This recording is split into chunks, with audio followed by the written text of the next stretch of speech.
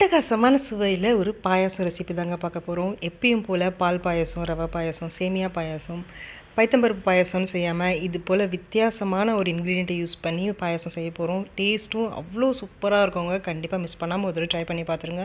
வீட்டில் குழந்தைங்கள்லேருந்து பெரியவங்க இருக்கும் எல்லோரும் கேட்டு விரும்பி சாப்பிடுவாங்க. அவ்வளோ ருசியாக இருக்கும். செய்யறதும் ஒரு 10லேருந்து 15 நிமிஷத்தில் செஞ்சு முடிச்சிடலாங்க. எப்படி செய்யுதுன்னு பார்க்கலாமா? சக்கரவள்ளி கிழங்கு யூஸ் பண்ணி தாங்க நம்ம இன்றைக்கி பாயாசம் செய்ய போகிறோம். ரொம்பவே டேஸ்ட் சூப்பராக இருக்கும்.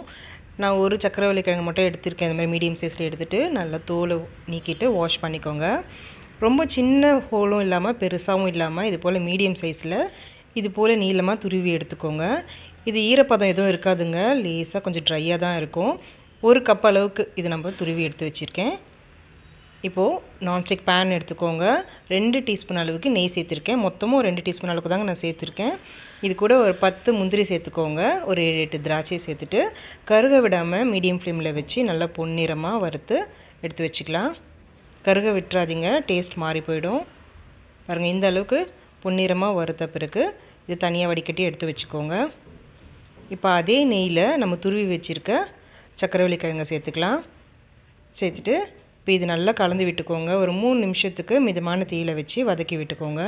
நெய்யில் சேர்த்து நம்ம வதக்கிறதுனால ஒரு 3 நிமிஷத்தில் நல்லா வெந்து வந்து கோல்டன் எல்லோ கலரில் இது போல் நம்மளுக்கு கலர் மாதிரி வரும். நல்லா வெந்தும் வந்துடும் 3 நிமிஷத்துலேயே. இப்போது இதையும் தனியாக எடுத்து வச்சுக்கலாம். இப்போ அடுத்ததாக அதே பேனில் 1/2 கப் அளவுக்கு தண்ணி சேர்த்துக்கோங்க. சேர்த்துட்டு 2 டீஸ்பூன் அளவுக்கு பொடியான ஜவ்வரிசியை ஒரு 15 நிமிஷம் ஊற வச்சு சேர்த்துக்கோங்க. ஜவ்வரிசி ஆப்ஷனல் தாங்க, உங்களுக்கு தேவையில்லைன்னா நீங்கள் ஸ்கிப் பண்ணிக்கலாம். ஜவ்வரிசி சேர்த்திங்கன்னா கொஞ்சம் ரிச் கன்சிஸ்டன்சி நம்மளுக்கு கிடைக்கும், அதுக்காக தான் சேர்த்துருக்கேன்.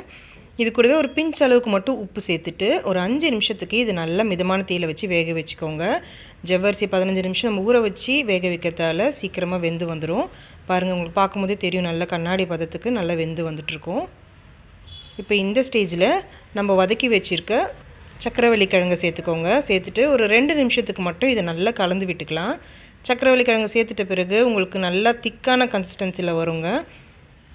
நல்லா மிக்ஸ் பண்ணி விட்டுட்டு இப்போ அடுத்ததாக வெல்லம் சேர்த்துக்கலாம். நான் 1/2 கப் அளவுக்கு வெல்லம் சேர்த்துருக்கேங்க. இது ஸ்வீட் கரெக்டாக இருக்கும். இதுக்கு மேலே அதிகமாக சேர்த்துட வேண்டாம். சேர்த்துட்டு இது நல்லா கலந்து விட்டுக்கோங்க. வெல்லம் நல்லா கரைஞ்சி வந்துச்சுனாலே போதுங்க. மிதமான தீயில வச்சுட்டு ஒரு 2-3 நிமிஷம் கலந்து விட்டிங்கனாலே பாருங்கள், இந்த அளவுக்கு நல்லா கரைஞ்சி திக்கான கன்சிஸ்டன்சிக்கு மாறி வரும். நான் சேர்த்துருக்க வெல்லம் ஸ்வீட்டு வந்துட்டு கொஞ்சம் அதிகமாக கொடுக்குங்க. நீங்கள் வெல்லம் சேர்த்திங்கன்னா அது ஸ்வீட் கம்மியாக இருக்கும். அப்போ நீங்கள் இன்னொரு 1/4 கப் அளவுக்கு எக்ஸ்ட்ரா சேர்த்துக்கலாம். இது கூடவே ஒரு 1/2 டீஸ்பூன் அளவுக்கு ஏலக்காய் தூள் சேர்த்துட்டு நல்லா மிக்ஸ் பண்ணி விட்டுக்கோங்க.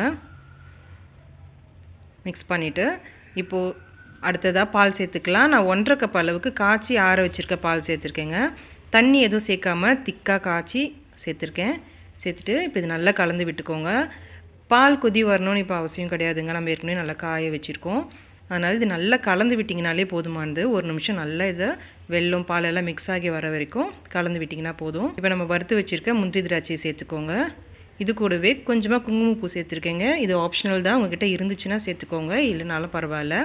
இப்போ நீங்கள் ஸ்டவ் ஆஃப் பண்ணிடலாம். இப்போ இது நல்லா கலந்து விட்டு சுட பரிமாறினீங்கன்னா அவ்வளோ ருசியான ஒரு சக்கரவள்ளி கிழங்கு பாயாசம் ரெடி. ரொம்பவே டிஃப்ரெண்ட்டான டேஸ்ட்டில் இருக்கவங்க இதை மிஸ் பண்ணாமல் இதை ஒரு தடவை ட்ரை பண்ணி பார்த்துட்டு எப்படி இருந்துச்சுன்னு சொல்லுங்கள். இந்த வீடியோ பிடிச்சிருந்துச்சுன்னா லைக் பண்ணுங்கள். உங்கள் ஃப்ரெண்ட்ஸ் அண்ட் ஃபேமிலி கூட நிறைய ஷேர் பண்ணிக்கோங்க. Thank you friends.